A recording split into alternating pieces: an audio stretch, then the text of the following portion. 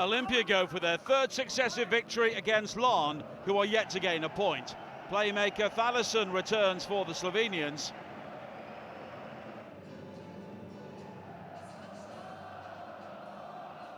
Chris Gallagher is the only Larne player to score so far. Agba.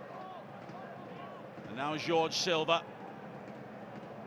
Olimpija working this one nicely. And the crossing is dangerous. Prest is there. And Rohan Ferguson able to cling on gratefully.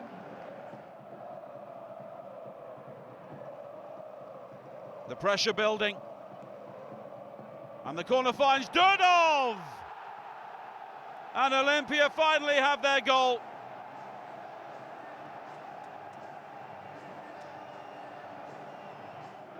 Ivan Durdov with a commanding header. Agba. And Sualehi just wide. And that almost finished it. Larne hanging on grimly here. Graham involved by the corner flag. But it's a goal kick.